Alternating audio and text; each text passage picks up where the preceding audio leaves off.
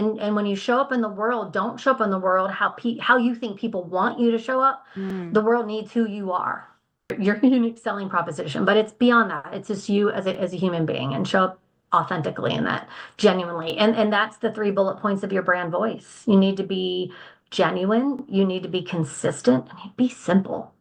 The most Oh, that's intelligent people I've good. ever met are the most simplistic because they just know how to break it down.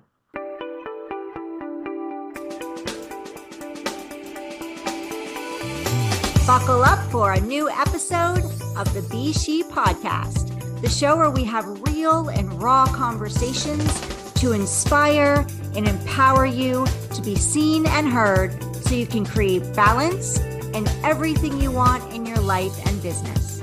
I'm your host, Heidi Schock, and I'm excited to walk alongside of you on this journey of being seen, heard, and empowered.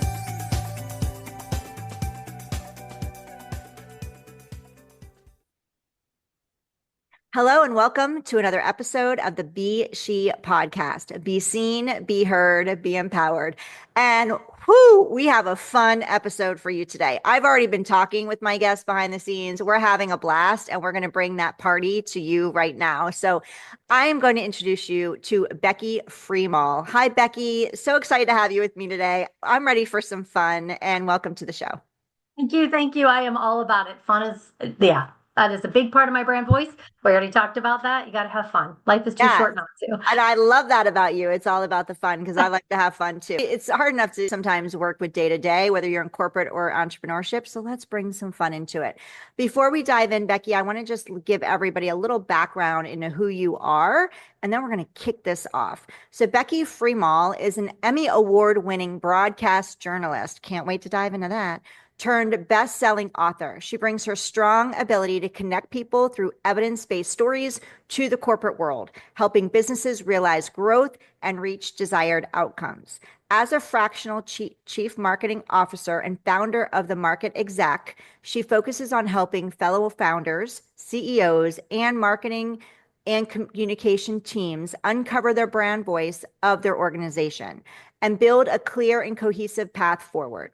Becky breaks the exhausting cycle of throwing marketing tactics at the wall like spaghetti for her clients and ensures leadership teams have data-driven marketing blueprints that produce results. In her best-selling book, Brand Voice, People Plus Data Drive Results, Becky shares a clear message. Building the storytelling capability of your company isn't a soft skill. It is a necessary skill for the growth and success of your company. So Becky, I have so many questions. First, Emmy award-winning journalist. Like I'm a girl fan now. I want to hear all the deets about that. And also, how did we go from an Emmy award-winning journalist to the business world? I'm really curious about that journey. I was in broadcast journalism for 24 years and thought that was going to be what I did forever. But I'm a huge fan, a big advocate of just letting kind of life take. They say it's the journey, not the destination. And that's just the way the path kind of evolved. And as I was moving from news, and one of the reasons I left news, Heidi, was just because, and this is probably with anything, I just didn't feel like the challenge was there anymore. And I was like, I always want to be learning something new. And I may have dove in a little bit more than most people. So I left the news world for business and got an MBA. And I'm like, okay, maybe I didn't necessarily need to get my MBA. But when I was doing that, I heard a lot of people talking about data, and it's so important. So again, I was like, all right, they know what they're talking about. When I said I was a journalist, I sometimes, not always, but would get that vibe from someone like, oh, that's, kind of like pat you on the head, cute, you're a storyteller. And I'm like, ooh. So I'm like, all right, I'll play their game and let's figure out the data side. And as I went down that path, I realized, wow, they are missing a huge chunk of their business strategy because storytelling is so important. And when you grow your business, you grow it because people make decisions to utilize your service or to buy your product. So you need to connect with those people.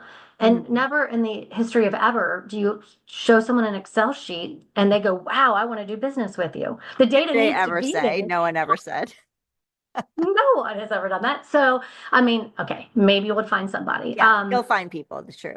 Very Yes, true. yes, there's always someone. But those data points have stories around them. And as a journalist, evidence-based stories, that is what I did all day, every day. And you can't extract the emotion, you can't extract the data from it, but you absolutely have to have the data. So it's this perfect meld. And that really is what brought me to where I am, helping companies uncover their story. And then even more so, taking that and building that strategic path forward to get to that desired outcome. I really love that you dive into story because it is all about connection. And you brought up that word connection. Connection is currency. And people connect, especially in this AI world that we're entering. We've already entered it and it's not going away. It's only going to get bigger. And broader, and we have two choices. We either embrace it or not enter it, but then those people that don't enter it are going to probably get left behind, in my opinion. I was just having this conversation with my daughter yesterday. She's like, I don't like AI and all that. I'm like, well, you're 15. It's not going away. It's only going to become bigger in your lifetime. So with the storytelling, like you said, everything was data driven, and there are multiple personalities, different personalities of people when it comes to connecting. Some people are analyzers. Some people are data driven. I am not. You give me data and I'm sleeping, I'm falling asleep and my brain can't comprehend it. You share with me a journey and a story and I'm like, ooh, especially if I can relate to it, I'm going to connect with that business, whether it's corporate or that person, if it's more of a one-on-one experience, and want to move forward with them. So can you tell us more about the importance of storytelling for somebody that's listening, and maybe they're putting out more data than getting into their story, or maybe they have this fear? Because I remember when I started my business and moved into entrepreneurship, I'm like, nobody wants to hear my story. Why would anybody want to hear my journey? Can you talk more into that and the importance of it? 100%. I mean, the important part about brand voice is it's not just for your external audiences and converting that client. It flows internal through external. It encompasses everything about your business, your team, your stakeholders, and a great example we were doing for a client I had. We were doing a campaign where it was external and talking about connecting with people on their level at that moment and speaking their language, and we had fun with it. And someone saw the billboards, and so external, hey, come be a customer. I ran into her at a women's luncheon conference where I spoke, and she made a point of coming to talk to me and said, I just want to let you know, I see your billboards everywhere. It looks like such a fun place to work. And so I said, yeah. And of course, we weren't doing a billboard campaign to onboard. But this is the importance of really showing who you are on the inside. You don't want to be one thing within your four walls, walk outside that white picket fence and act like you're something else. Like everything Right. needs to flow. And so fast forward, ironically, I had since moved on from that company and I ran into her. Not long after, and she was employed there. And I said, oh my gosh, you got a job? She said, absolutely. I saw your campaign. I talked to you. You backed that billboard by your own energy in person. And I just was like, I want to work there. So it's not just about hiring or brand voice for getting the product or service sold, but onboarding people, whether your brand voice is your foundation, and then you have stories for everybody that launches from it. So do you want to onboard the best employees? Do you want to get the best clients? Do you need investors to give you money? All of those people need to feel that consistency of, because you could be an Yeah. investor and a customer, and you want to feel that same brand voice everywhere you go, every touch point. Absolutely. I'm reading a book right now and it talks about exactly what you're sharing. And I'm going to get your book next. I downloaded your gift that you're going to give everybody. I've already downloaded that and I'm already diving to that. I'm so excited. The importance of when it comes to building and growing a business that's sustainable. If you really want to make an impact and be a sustainable business that's making an impact not only with your customers but also on the employees that you're bringing in your team, then you really need to be living, like walking the talk. And in order to have that employee retention, right? So we're not having a lot of turnover and you can really build something special and unique, then you really want to be clear on your brand voice. So you are bringing in the right people. And when you're interviewing, everything is super clear so that they know if they're a fit, you know if they're a fit, and whether you're a fit to work together on the long term. So I really think it's important of what you're doing. And I love how you're bringing that into it. I have a question for you. When it did go from journalism into the business space and you went for your MBA and all those things, what were some challenges that you experienced along the way? Because I'm assuming it wasn't just like an easy walk in the park. Oh, and Hadi, 110%, and I think a lot of people will relate to this. The biggest challenge I had was inside my own brain. Mm. 110%. 110. I mean, I would look around and see people doing the thing, whatever the thing was at that moment that I thought I should be able to do, or I knew I could do, but I wasn't really getting it across to people. Yes, I market and I communicate for the world, but it's kind of like that the cobbler has no shoes kind of idea. And so it was that imposter syndrome, maybe. And I kind of hate sinking to that phrase because I don't know. But you know what? It's a phrase for a reason. It works, it fits, and people have that issue. And I would tell you that was my biggest challenge. Something funny to tell you about the book. When I wrote the book, the publisher did the back cover for me, and they said, "Hey, here's the back cover. Can you proof it? Make sure it's good." And I looked. I'm like, "Yeah, yeah. Factually, yes, it was correct." But when I read it, I thought, "Oh my gosh, that's me." Like that back, wow, they made me look really good. And then I thought, no, Becky, they just wrote what you do. That is you. And I thought and again, this is probably not true, but in my brain, I'm like, most people don't need to get their MBA and write a daggone book, Freemal, to finally realize that they have something to offer the world. Just know who you are, what your worth is, what your value is. And I hope, if anything, people take that away in their own unique path, however they're going to find it.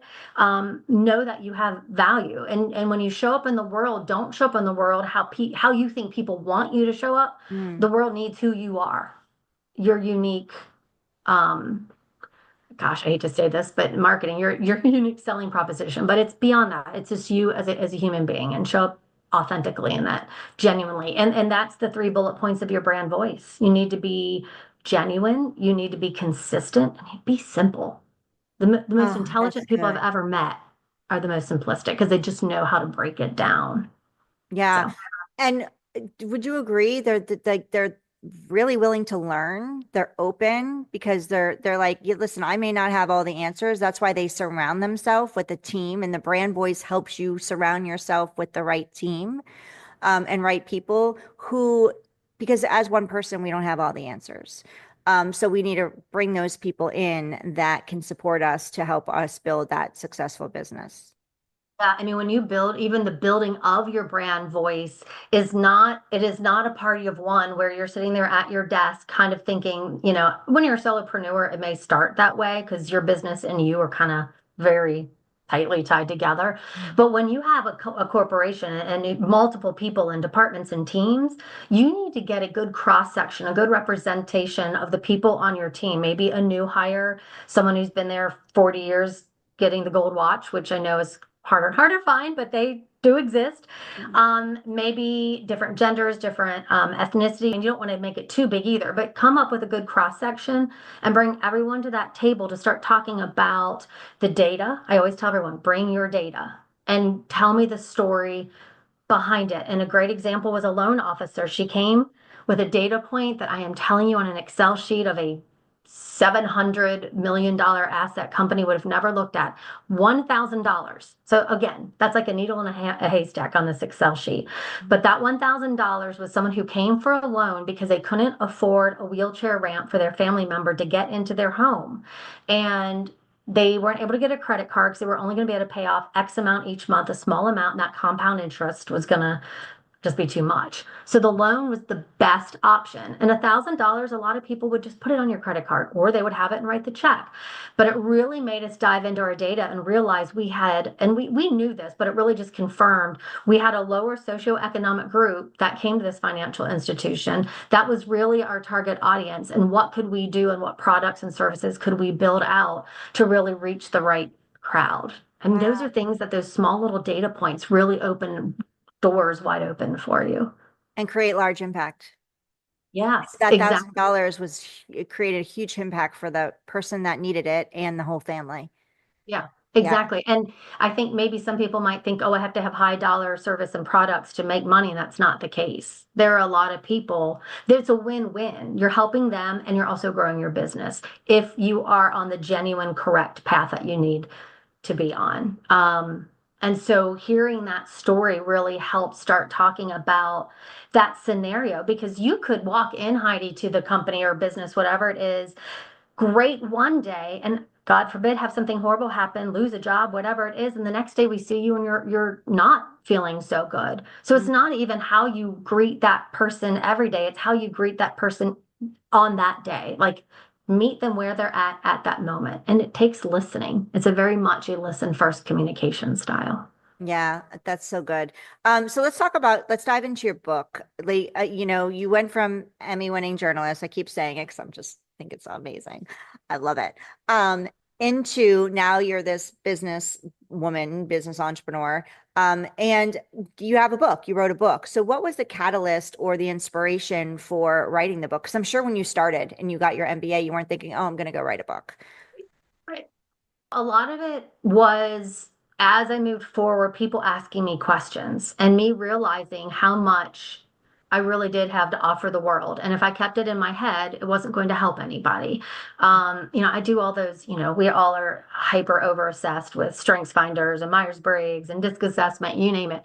And my kind of true north, if you will, always pops up as often is altruism, which is great and sure makes me feel good. However, I'd give away everything if I could. And so I'm like, okay, Becky, you still live in a capitalistic country and you got to pay the mortgage. And how do I balance this? And that was one of the ways I did it is by writing this book. I think it helps people who maybe aren't at the stage or the growth process in their business that they're like, okay, we can bring on a fractional chief marketing officer. Um, my ideal client is someone who maybe doesn't want that full-time C-suite, but they're ready to hire that strategist, like that in between stage. But then there are those people, maybe even lower than that are income wise, or like, we're just not there yet. We can't hire a fractional CMO. Like there's different steps. And I think this book really helps people. What is it, $15 or whatever on Amazon? I don't actually remember off the top of my head. I think that's what we sell for.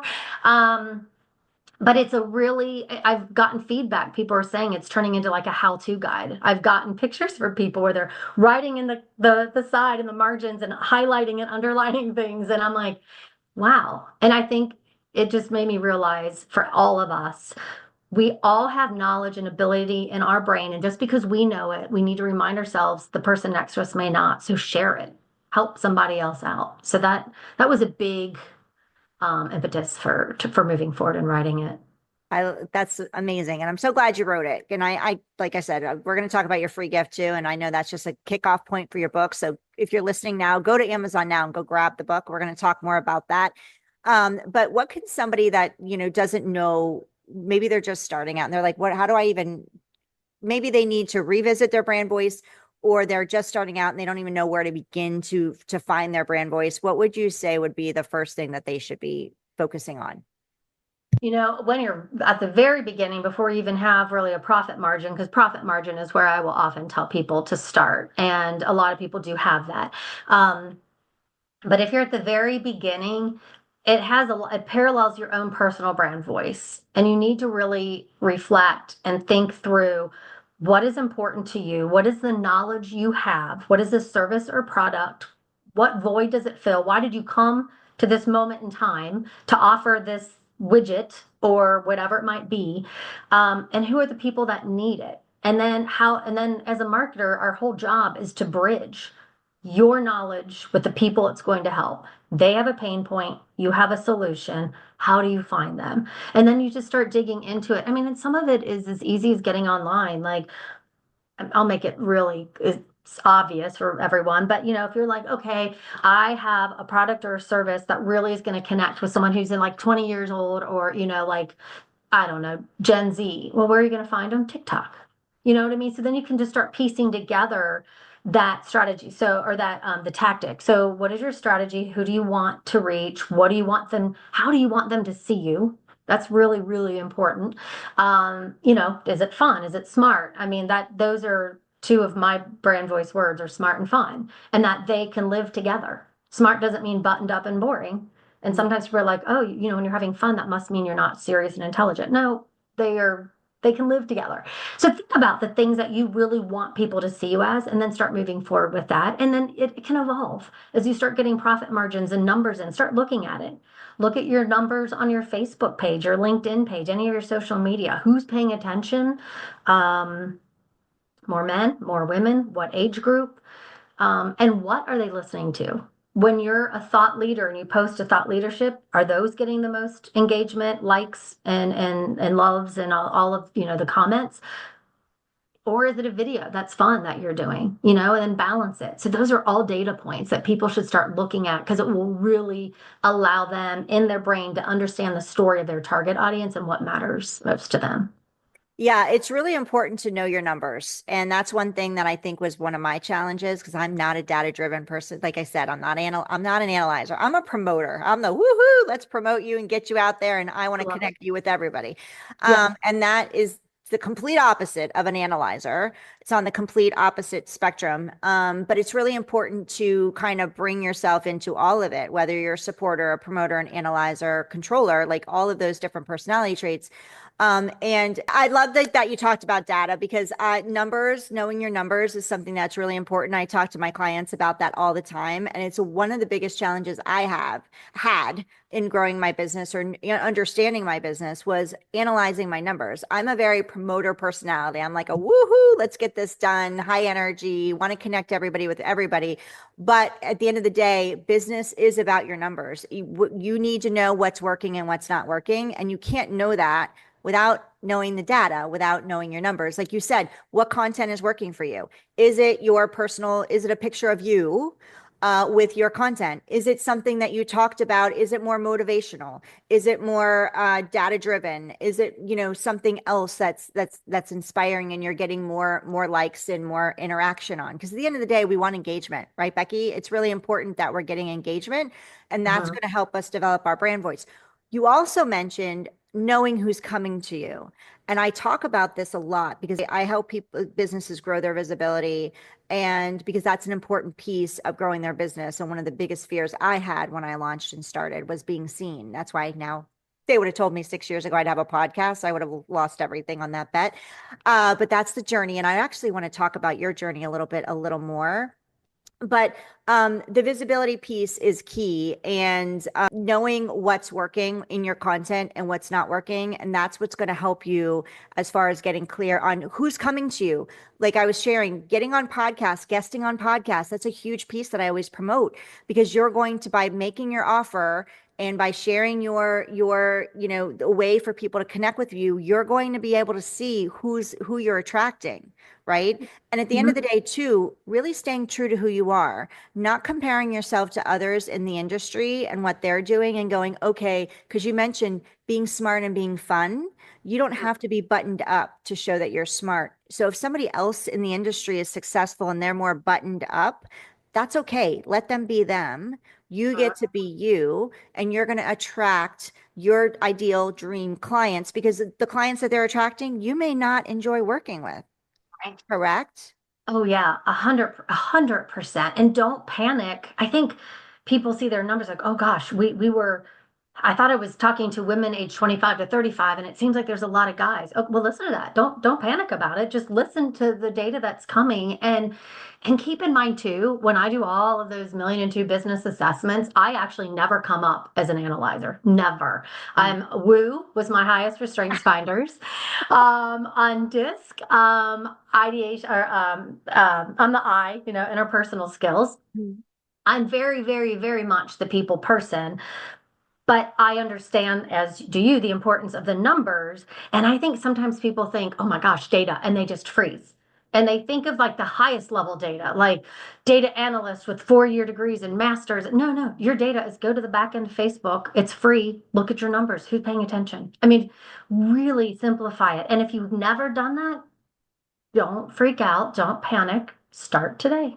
Just Yeah, look. Start. yeah. You're not going to break Facebook. Zuckerberg broke it, or fixed it and made it nice and strong. So you can click all you want, and just see what's in there. It's kind of fun. I feel like it's Pinterest. It's like a time suck. Like you start getting in there and you're like, huh, I didn't know that they were really listening to me. Or, wow, when I post videos, those are my highest engagement. Like it's interesting. Yeah, it's important to know what your engagement was. And I didn't know how to access that. My VA always did it, my assistant always did it. And then I'm like, I get to find this out. Like my podcast, if you're listening and have a podcast, you want to know when you should be dropping your episodes. Like set yourself up to win, right? Yes, And that may exactly. change. So you want to keep checking in on that, whether it's monthly, weekly, or quarterly, whatever that's works for you. Same thing with the social media, like you were sharing, Becky. Like, know when your people are most active online, that's when you want to drop your content. If they're not there on a Monday at 2 p.m., don't be dropping your content at Monday at 2 p.m.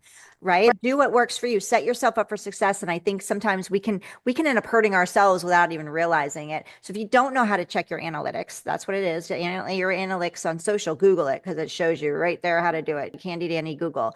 So I want to talk to you about, Becky, your journey and more about your pivoting because you've pivoted. I love this phrase. I learned this from some mentors years ago. We can't connect the dots looking forward, but we can always connect the dots looking backwards. We must trust that the dots will connect at some point in time.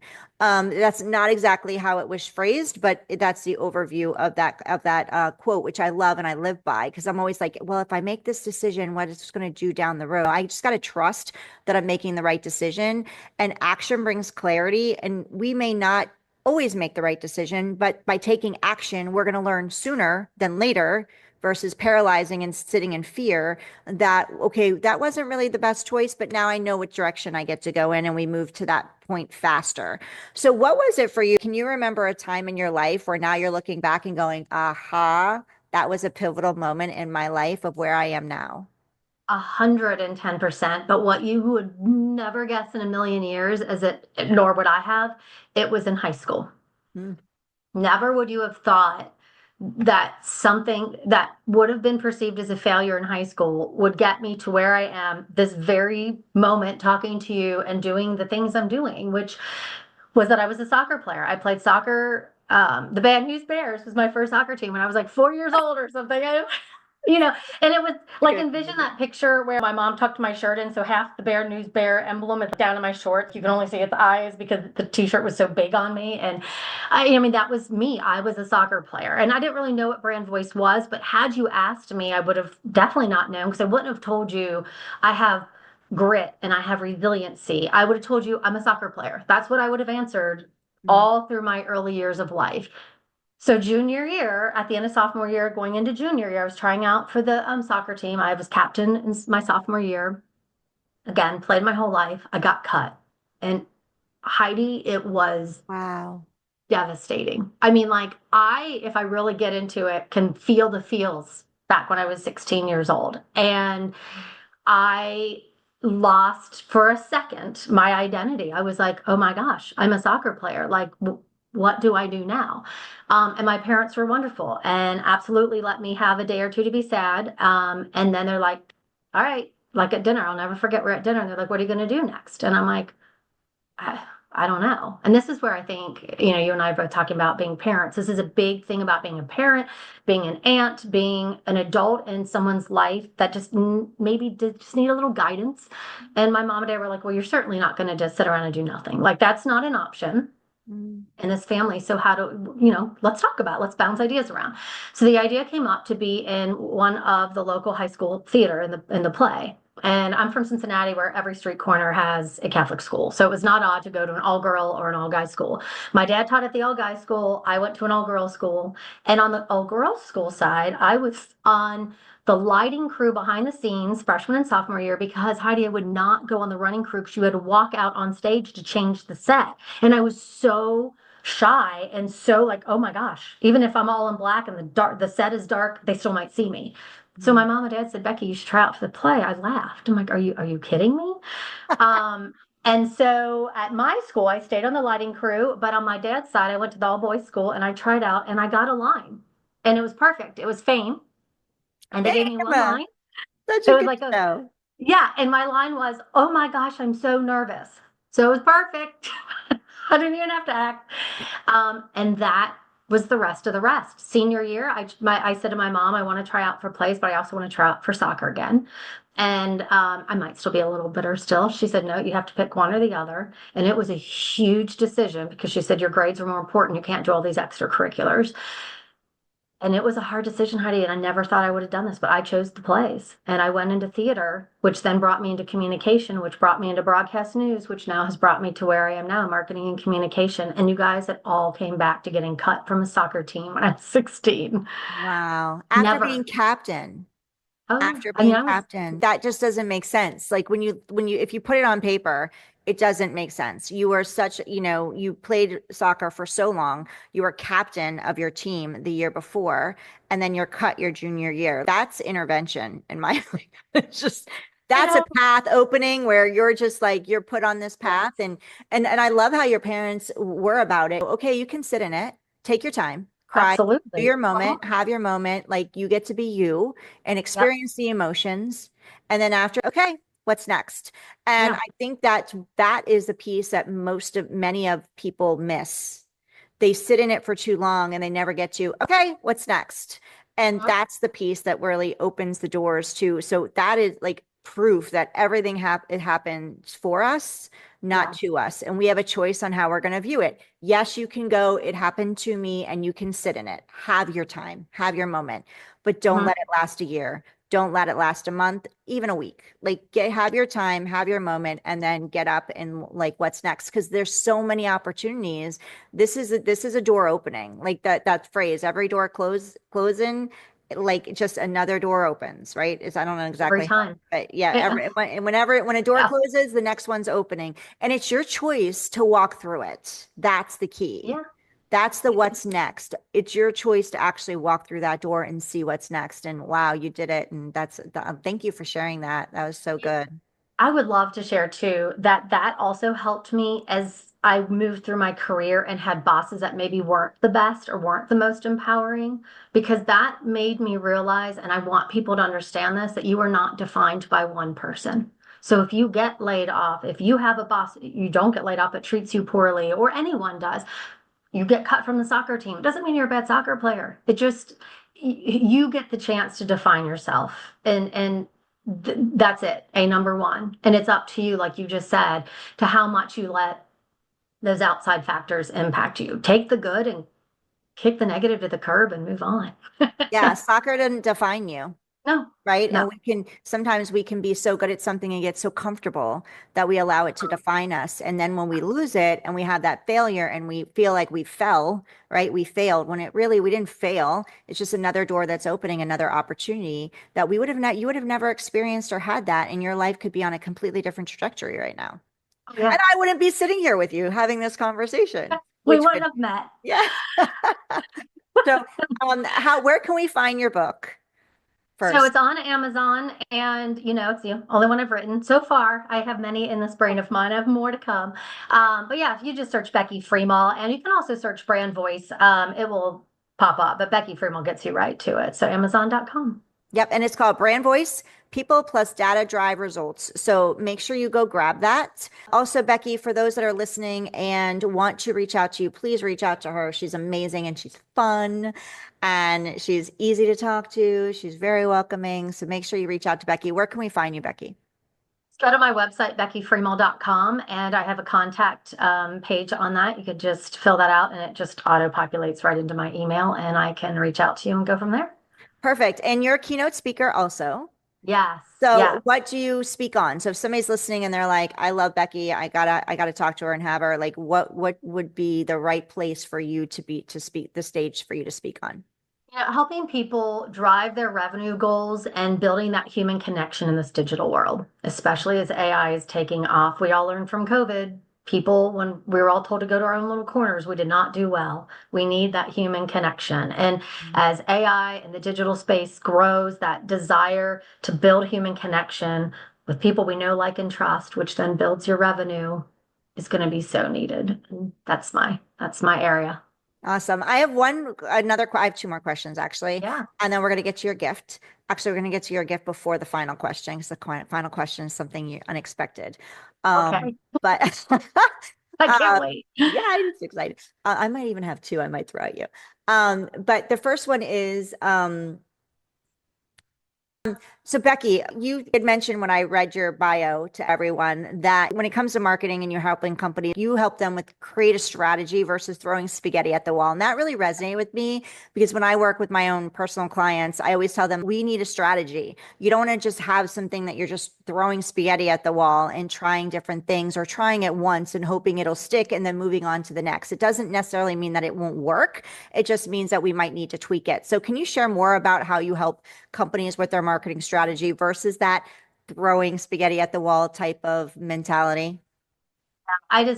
My goal is to bring peace of mind to the leadership, to the CEOs, if they are just exhausted and they're like, why are we not reaching our goals? And obviously, there are so many aspects to the business to why you're not. But from the marketing side of it all, people often will be like, hey, we do social media, we have a website, we do an email campaign, whatever. But when you ask the why, oftentimes they might have a why that's not quite on path, or they may not even have it at all. And so I definitely have found when I come in and help, when they have a marketing team in place, or if they don't, I can bring them a marketing team. But we talk about, where do you want to be? This is the business strategy of marketing. Where do you want to be in 2 and 3 years, and even, further out? Where is that? And then let's back that bus up to the first 90-day rock, and like, what needs to happen right now? And sometimes I'll find businesses are going down path A, and their marketing is supporting a completely different path, path B. And so I'm like, let's get that back in line, because your marketing needs to stand that business up, not knock it down. And so a lot of times people are throwing spaghetti at the wall because they're doing marketing, but they don't know why they're doing it, and it's just not working. And so I come in and I help them. Really, I just help them sleep at night so they don't Yeah. have negative growth. They can start moving forward again. Yeah, that why is really important no matter where you are in your business. Sometimes it's when you start, you need to know your why. That's the first thing that I tell my clients. I'm like, what is your why? And many times we have to dig deeper, because many times I'll hear, I want to make money. And I'm like, that's awesome. I want you to make money too. We all want to make money. And why do you want to make the money? And it gets deeper and deeper and deeper, until we uncover that emotional pull where I see it in their eyes. And I'm like, the why that makes you cry. That's what we need. And I know for me, when I started, it was, wanted to be home with my kids. I was moving through divorce. I wanted to make sure I had been home with them, and it was easy for me to find my why, but it's not always easy for some people. So it's sometimes we got to drill down deeper and deeper. So that's really a powerful thing that you just shared, because for those of you that, if you're not in tune with your why and you're thinking, I want to make money because I get to take care of my family, it gets to go deeper than that. Like, what does that money provide you? And then why do you want that? And why do you want that? And why do you want that? Until it tugs on your heartstrings. Because when those days get hard, Becky, right? When those days Yeah. are lonely and you're working in your office or you're working from home and you're building your business, you need to reconnect with that why to keep you going. Otherwise, that's why many people will close their doors. So that why is going to keep you going. We can always find ways to keep the doors open, whether it's getting a job and bringing in an income while we're building the business. But if you don't have that why, it's going to be harder to find a reason to keep going. So thank you for sharing that. Yeah.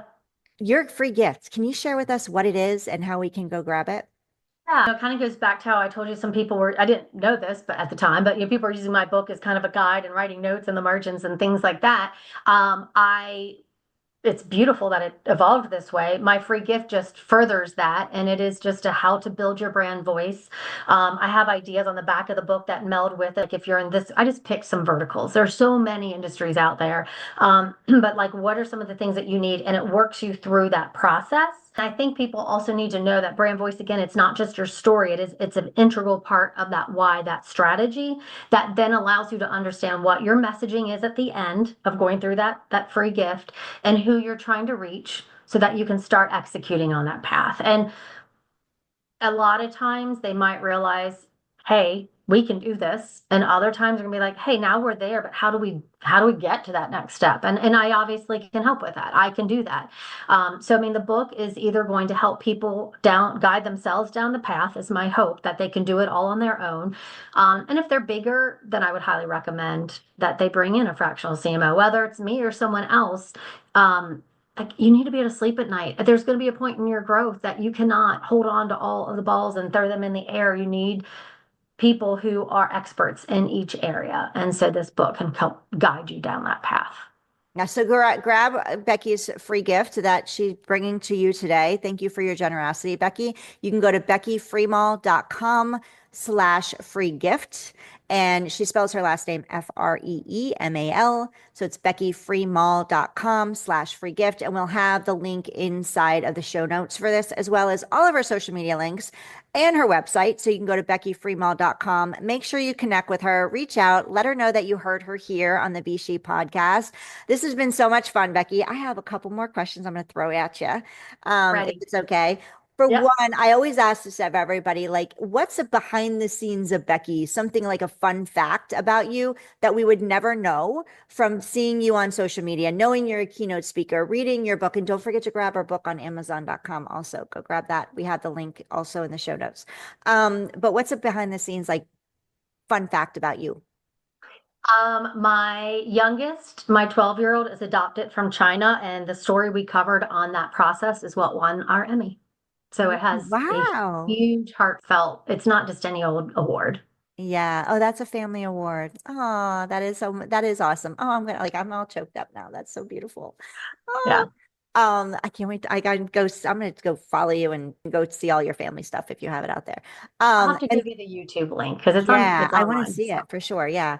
Yeah, and then we can put that in the show notes. So please send it okay. to us. Yeah. Yeah, So we're okay. going to share that too, her YouTube link of her Emmy award-winning segment and all that. So you can go see it, check it out, and support Becky and follow her there as well. My last question for you is if you were to have lunch with anyone, if you could choose any famous person or person in history, whether they're alive or past, deceased, who would that be if you could have lunch with one person? Abby Wambach. And why? She has been through so much. I mean, is a fellow soccer player and was always the person. I've interviewed a lot of famous people. My husband and I met news and he used to laugh. He's like, oh my gosh, if you ever have to talk to Abby, I think you're going to freeze up. I'm like, I might. Like, and I've never had that issue. I'm like, you're right, I might. So maybe I shouldn't have lunch with her, right? Because I think I'd just sit there and be like, stare like a dork. No, I'm Um, sure we would all come to you. yeah, but I would love to hear about her journey and I mean just what it's like to be a Division One soccer player moving into pro, um, just through life and where she's at now, because she's been through a lot of personal issues and she has come out stronger on the other side every time. And I think there's parallels with how do you take those challenges that come your way because Mm, they're going to happen. Life is going to throw you zingers no matter what. How do you respond to them? To mm. make yourself, how do you grow from those experiences so that they're not failures but they're growth moments. Thank you so much for sharing Yeah, with us. And thank you, Becky, for being here with me today. This has been such a wonderful conversation. I've had so much fun that's and I fun. feel smarter. So thank you so much for you being here. And I'm very grateful for your time. So thank you. Thank you.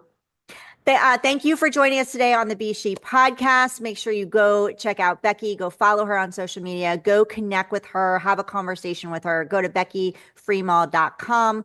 Go grab her free gift at BeckyFreemal.com/free gift and go buy her book on Amazon. Go make sure you grab that today.